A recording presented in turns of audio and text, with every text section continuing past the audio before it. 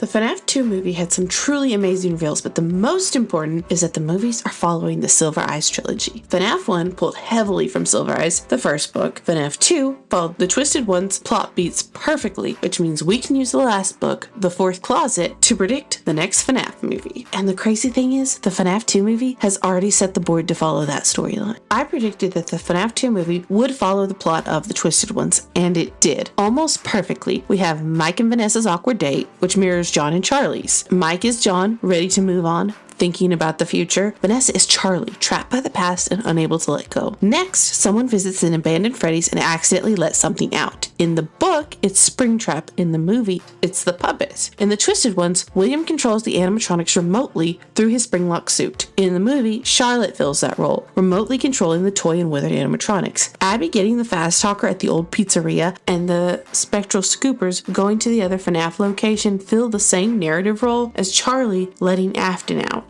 The fast talker allows the puppet to manipulate Abby and escape. Just a side note, I loved that the fast talker came from the prize counter, since that is where the puppet sits in the game. From there, we get a voice calling out to Abby, one she thinks is a friend. This follows Charlie in the books, who thinks that her brother is calling out to her. We also have the release of some animatronics to terrorize the town, someone going to the old animatronics to ask for help. In the books, it's John. In the movie, it's Mike. Best of all, we get Freddy destroying Toy Freddy. Then, everyone makes it out of the house except for one person and the story ends. Which means the FNAF 2 movie is structured around the plot of the Twisted Ones. Not scene by scene, not character by character, but in how the story moves. So, if we take the plot of The Fourth Closet and use some clues from the movie, I think we can guess what'll happen in the FNAF 3 movie. So what actually does happen in The Fourth Closet? The story follows John, read Mike, as he starts to realize something is very wrong with Charlie, read Vanessa. Everyone else thinks Charlie is just traumatized by what she went through, but not John. He is convinced the Charlie he knew actually died and that the woman standing in front of him is somehow a fake. Which sounds ridiculous until he finds the real Charlie hidden inside a box in her Aunt Jen's house, while the Charlie he has been talking to is actively trying to break down the door. Real Charlie and John escape while Aunt Jen stalls fake Charlie. It does not end well for Aunt Jen. Now exposed, the fake Charlie reveals herself to be Circus Baby, using illusion discs as a disguise. She's been kidnapping children and taking them to Circus Baby's Pizza World, where William can experiment on them. He's trying to build himself a new body using Remnant. Quick reminder, in this world, Remnant and Agony are two different things. Remnant is created by a death. Like when William stuffed the kids in the suits,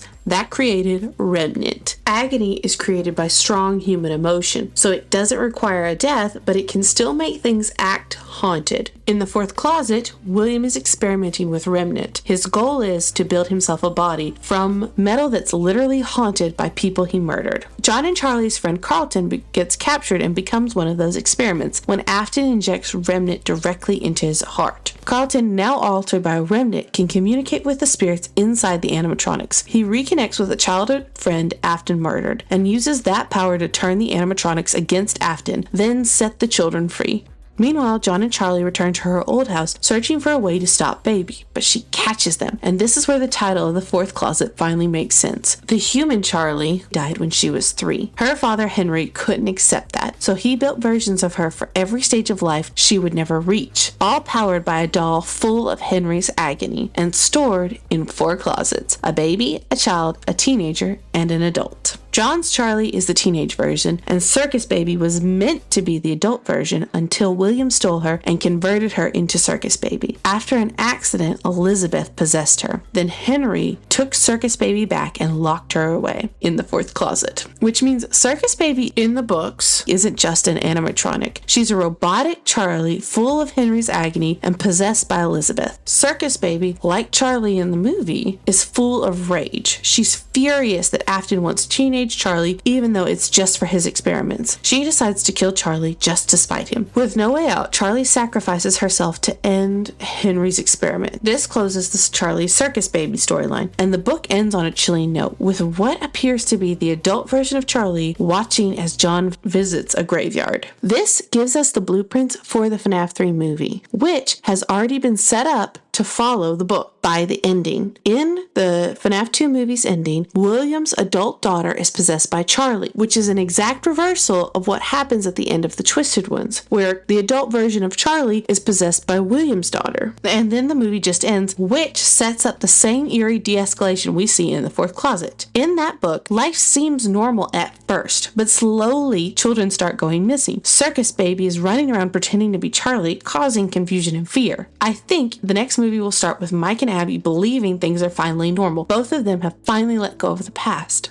Until Fazbear Frights opens and kids start going missing again, something the second movie has set up in the end credit scene. In the books, William is forcing Elizabeth to help him experiment with Remnant, but in the movie, William should still be Springtrap at this point, so the roles will definitely be shifted. Especially since William isn't controlling Elizabeth, Charlotte is controlling Vanessa, a twisted version of Vanny from Security Breach. Vanessa and Charlotte, what I'm calling Vanette, would be working with Springtrap. In both the books and the first movies, William has partial control over his victims. And based on what Vanessa says in the movie about Charlotte not blaming William, it's likely he has some level of control over her, which means Vanessa, Charlotte, and Springtrap are all entangled in some way at Fazbear Frights. Meanwhile, Mike can't shake the feeling that something is wrong with Vanessa. Just like Circus Baby couldn't fully replace Charlie in the books, I think Charlie possessing Vanessa will have some gaps in her memory, and Mike and Abby will notice them. Combining that with the missing kids, they'll begin to investigate, which leads them to someone we haven't really met yet, Mrs. Afton. The second movie has already teased her with the Ballora reference and the Afton family photo. And just like Charlie's Aunt Jen in the books, she will be someone who understands what's happening but doesn't trust anyone enough to explain it. If this follows the books, she will have something Abby and Mike need to stop Vanessa. Then they'll go back to Fazbear Frights and confront William, Charlie, and Vanessa, who are experimenting with Remnant, but not Remnant from the 1985's missing children incident. Those spirits have already moved on. They'll be experimenting with Remnant made by the deaths of the children who owned these toys, meaning they'll be experimenting with Remnant tied to Garrett. Garrett died between the closing of the original Freddy's and the opening of the franchise location. And in the sequence with Vanessa lining up the toys, multiple toys are shown implying multiple deaths, meaning plenty of Remnant for them to experiment on. Something that I would be willing to bet money will happen is that in the final confrontation, Mike will get injected with this Remnant and finally be able to reunite with Garrett, finally able to help him, finally able to protect him from William's newest experiment. And together, Mike, Abby, and Garrett will stop William Afton and let Garrett and the other kids move on. This would mean that in the next movie, Mike and Abby's story will finally close. They'll finally have put to rest all of their friends and be able to move on. Meanwhile, Michael or Vanessa walks off stage to set up the next era of FNAF movies. Leaving us to ponder the real question, why are the Silver Eyes books so important?